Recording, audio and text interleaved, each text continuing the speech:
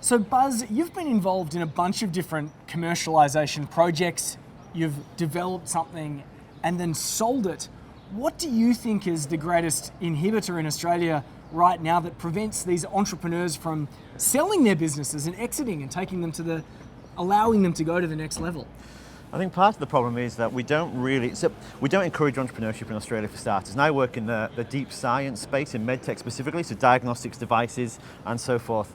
So it's a really hardcore science space, and requires advanced manufacturing, which is interesting because Australia has a phenomenal capability in advanced manufacturing. So in theory, we should be IPOing, I think, more than exiting. I think we've got an opportunity to build devices here, build diagnostics, send them around the world, and really build a culture and an economy of advanced manufacturing.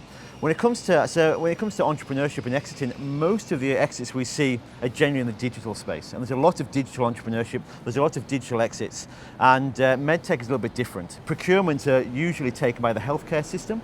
In Australia, we don't really have a procurement system that enables early stage startups or first on market startups with their product to take their product into Australian healthcare hospitals and systems. That's part of the problem. So what would you like to see more of? I'd like to see more of lots of things. I'd really like to see a concerted effort from universities initially to explore entrepreneurship, to allow students to think creatively, and to stop Australia from positioning and giving the only career option for students as academic. We've got to be more than that. We've got to be creative. We've got to really enjoy what we have to offer in Australia. If you look at entrepreneurship as a being, we tend to talk about entrepreneurship as digital, as a general rule. Innovation is digital.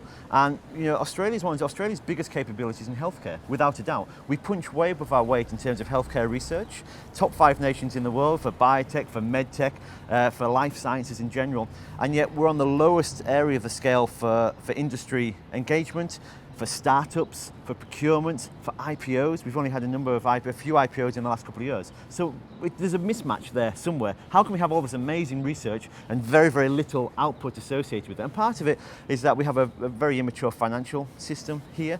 We invest, venture capitalists invest too early as well in the startup space. We don't really support it from a seed investment space. In the US, they have the SBIR program, which is a very common place for startups to go and to generate their ideas before they hit VCs, etc. But if you think about the capability of Australia, we're actually incredible in terms of our engineering capability, our advanced manufacturing capability, best healthcare system in the world, best research in the world, some of the best education in the world. So why aren't we seeing the fruits of this education, this knowledge economy coming to the surface and preventing diseases and things within Australia? And why aren't we building a much more sophisticated healthcare system here? And part of it is with entrepreneurs, we train academics in Australia. And if you think about my space in the healthcare space, and especially medtech, most of the entrepreneurs we're going to see are PhD trained, or at least science trained. And of course, in science, in engineering, in medicine, we're training them to be clinicians, or we're training them to be researchers. We're training them to think about citations and publications as a way forward for their career. When in actual fact, if they've got any creative spirit in them, we say to them within the university, no. You're not going to be entrepreneurial. You're going to focus on where we get our capital from, which is grants. So we've got to allow these younger researchers to be entrepreneurial, to be creative, to think about commercialization from day one, to think about where their career could go without just a research career. So Buzz, what do you want to see happen at this conference today? Look, I want to see a real concerted effort for this Team Australia notion. I want it to be a call as well to the whole ecosystem, not just universities, not just financiers, not just government, but to say, you know what, this is Australia.